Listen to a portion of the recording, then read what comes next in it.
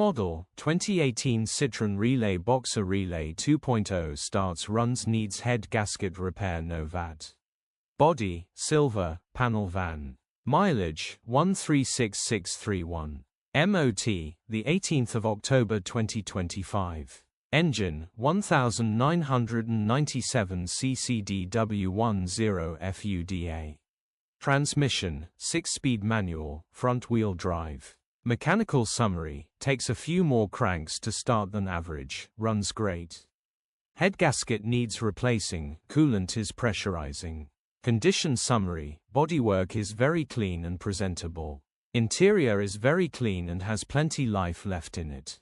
Rear load area is very clean and tidy with loads of life left in it. Genuine honest work van which has been well looked after. Features, aircon, cruise control, parking sensors, electric windows, sat nav. Euro status.